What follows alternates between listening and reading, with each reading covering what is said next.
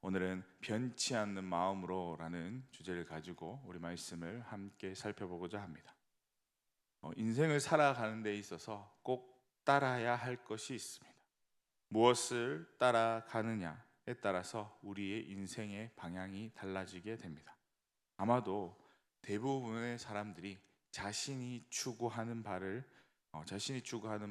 또 자신이 따르는 그 방향이 옳은 것이다 여기며 살아갈 것입니다. 그러나 모든 것이 좋은 결과로만 나타나지만은 않습니다. 참된 진리를 따를 때 좋은 결과를 가져올 수 있게 되는데요. 그렇다면 무엇이 참된 진리일까요? 바로 하나님의 말씀을 준행하여 그것을 따르는 것이 참된 진리입니다. 이것을 통해서 우리의 인생이 평안을 누리며 살아갈 수 있게 되는 것입니다. 오늘 본문에서도 하나님의 말씀을 준행하는 것이 왜 참된 진리인지를 보여주고 있는데요.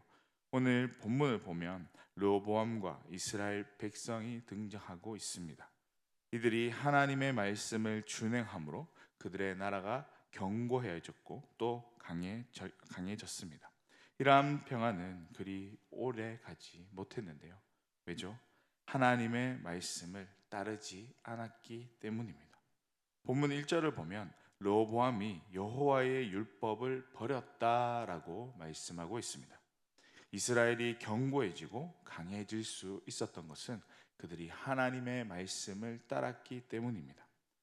그러나 나라가 강성해짐으로 그들이 중요한 그 사실을 잊어버리고 모든 것들이 자신들의 힘으로 이루어졌다라는 착각을 하게 된 것입니다. 이러한 착각이 가져오는 결과는 좋지 않은 것이었는데 바로 하나님의 징계였습니다. 하나님은 애굽의 시삭을 통해 이스라엘을 침공하게 하십니다. 애굽으로 하여금 이스라엘을 멸망시키려 하신 것입니다. 그렇게 견고하고 강했던 이스라엘의 성읍들이 하나씩 무너지기 시작합니다. 잘못된 착각으로 더 이상 따르지 않는 이 율법으로 인해서 그들이 큰 위기에 봉착하게 됩니다. 그때 르호보암이 이스라엘과 함께 하나님께 나아갑니다. 본문 6절 말씀인데요. 우리 6절 말씀을 함께 읽어보겠습니다. 이에 이스라엘 방백들과 왕이 스스로 겸비하여 이르되 여호와는 의로우시다 하매 아멘. 르호보암과 이스라엘 백성이 어떻게 하나님께 나아갔다라고 말씀하고 있나요? 스스로 겸비하였다라고 말씀하고 있습니다. 여기서 겸비하다라는 이 말은 원어적 의미로 보면 낮아지다, 낮추다라는 의미를 가지고 있습니다. 자신들의 교만함을 내려놓고 하나님께 낮아진 모습, 겸손한 모습으로 나아갔다라는 것을 의미하고 있습니다. 스스로 낮아진 모습이었기에 하나님은 그들을 향한 구원을 허락하십니다. 비록 하나님께서 그들에게 구원을 허락하시지만 이 구원은 완전한 것은 아니었습니다. 7절을 보면 내가 멸하지 않고 저희를 조금 구원하였다라고 말씀하고 있습니다. 이 말은 그들의 낮아짐이 완전하지 않았다라는 것을 의미하고 있습니다. 결국 그들의 낮아짐은 지금 주어진 이 상황을 모면하기 위한 낮아짐이었습니다. 이스라엘은 언제나 하나님의 율법을 따르는 삶을 살아야만 했습니다. 그렇게 따르기 위해서는 하나님을 향한 마음이 그들에게 필요했습니다. 하나님을 향할 진실된 마음이 없이는 하나님의 말씀을 준행하며 따라간다라는 것이 힘들기 때문입니다. 하지만 르호보암은 그렇게 하지 않았던 것 같습니다. 그 마음이 하나님께로만 향하지 않고 다른 곳에도 자신의 마음을 두었던 것으로 보여집니다. 그랬기에 하나님께서 그들을 온전히 구원하신 것이 아니라 조금 구원하신 것입니다. 이것이 우리에게 알려주고 있는 사실이 있는데요. 바로 우리의 마음이 오직 하나님 한 분께로만 향해야 한다라는 것을 말해주고 있습니다. 이러한 가르침은 신약에서도 살펴볼 수 있습니다. 마태복음 6장 24절을 보면 예수님께서 이렇게 말씀합니다.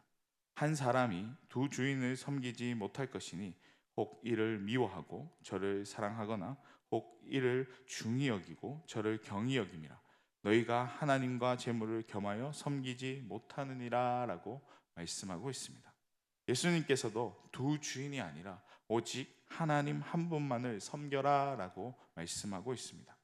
두 주인을 동시에 섬긴다라는 것은 그것을 자신의 주인으로 섬기는 것이 아니라 그저 자신의 수단으로서 필요로서 섬기는 것을 의미합니다. 그래서 하나님은 한 마음으로 섬길 것을 강조하고 있는 것입니다. 이것은 구약이나 신약 역시 변함없는 것입니다. 심지어 오늘날까지도 동일하게 지속되어지고 있는 것인데요. 하나님은 하나님은 우리가 하나님 한 분만을 섬기고 우리를 향한 그 마음이 하나님께로만 향하기를 원하고 계십니다. 예수님께서도 이러한 마음을 가지는 신앙을 신약에서 다시 한 번 더 요구하고 계시는데요. 서기관들과 계명 논쟁을 할 때에 예수님께서 이렇게 말씀하십니다. 마가복음 12장 30절을 보면 내 마음을 다하고 목숨을 다하고 뜻을 다하고 힘을 다하여 주 너의 하나님을 사랑하라라고 말씀합니다. 그리고 이것이 첫 번째 되는 계명이다라고 말씀하고 있습니다. 그리스도인에게 있어서 가장 우선이 되어야 하는 것, 또 가장 중요하게 여겨야 하는 것, 그것은 바로 하나님을 향한 마음이어야 한다라는 것입니다.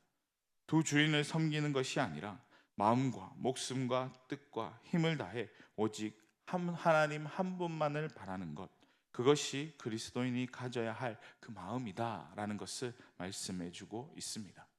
오늘 르호보암과 이스라엘 백성에게 하신 말씀과 동일한 말씀을 하고 있습니다. 이 말은 하나님께서 우리에게 바라시는 것은 당신을 향한 변치 않는 마음이 지속되어져야 한다라는 것을 말씀하고 있는 것입니다. 그러나 그들의 마음은 그렇지 않았습니다. 하나님의 마음을 돌이키기 위해서 자신들을 낮추기까지는 했지만 그럼에도 그 낮춤이 완전한 것이 아니었습니다. 그랬기에 하나님께서도 그들에게 완전한 구원을 주시지 않은 것입니다. 오히려 그들이 멸하지 않을 정도로 이스라엘과 르호보암이 살아갈 수 있을 정도로의 구원만 허락하셨습니다. 이렇게 하나님께서 그들에게 완전한 구원을 허락하지 않은 이유를 14절에서 분명하게 말씀하고 있는데요. 그가 여호와를 구하는 마음을 굳게 하지 않았기 때문이다라고 하나님께서 말씀하고 있습니다. 한 마음이 아닌 두 마음, 그렇지 않으면 여러 마음을 그가 품고 있었기에 하나님께서 그에게 완전한 구원을 주지 않았다라는 것입니다. 이러한 사실을 하나님이 다 알고 계셨습니다. 그리고 하나님은 오히려 그러한 마음이 아니라 당신을 향한 그 마음을 주기를, 그 마음을 가지기를 원하셨던 것입니다. 그렇게 하나님은 우리가 어떠한 마음을 품고 살아가고 있는지를 알고 계십니다. 또 이미 그것을 바라보고 계십니다. 하나님께서 다윗을 택하실 때 어떻게 하셨습니까? 그의 용모를 보지 않고 그 마음의 중심을 보셨습니다. 하나님은 언제나 사람의 외모나 외형적인 것을 바라보는 것이 아니라 그 내면에 있는 그 마음, 당신을 향한 그 마음이 어떠한지를 바라보셨습니다. 그리고 그 마음을 가지고 그렇게 하나님께 쓰임받아질 수 있도록 그 삶을 붙잡으시고 인도해 주셨습니다. 그러한 모습이야말로 우리가 이 땅을 살아갈 때 하나님 앞에 온전하게 드려야 할 모습이 아닌가 생각해 봅니다. 때문에 우리는 다른 마음이 아니라 오직 하나님께로 향하는 그 마음을 드리는 삶을 살아갈 수 있어야 할 것입니다. 그렇게 하나님 앞에 전부를 드림으로, 내 마음의 전부를 드림으로 하나님께서 주시는 그 삶, 그 은혜를 누리며 살아갈 수 있게 된다라는 사실을 기억할 수 있기를 바랍니다. 또 그러한 마음을 가지면서 우리의 삶을 살아갈 때 하나님께서 주신 그 말씀을 우리가 기쁨으로 준행하며 나아갈 수 있게 되고, 그 말씀을 따라 살아갈 때에 우리의 심령에 기쁨이 넘쳐나게 되고 또 새로운 힘이 우리 가운데 넘쳐나게 된다라는 사실을 기억하시고 우리의 심령이 오직 하나님께로만, 주님께서 변치 않는 사랑을 우리에게 주신 것처럼 우리 역시 동일하게 한 마음으로, 변치 않는 마음으로 주님 앞에 나아가는 귀한 주의 자녀들의 삶이 될 수 있기를 주님의 이름으로 간절히 축원합니다. 기도하겠습니다. 사랑과 은혜가 풍성하신 하나님 아버지여, 하나님, 우리의 삶이 정말 오직 주님 한 분만을 바라는 그러한 삶이 되기를 원합니다. 하나님, 다른 마음을 품는 것이 아니라 온전히 하나님께로만 향하는 우리의 마음이 될 수 있도록 주님, 우리의 마음을 붙잡아 주시옵소서.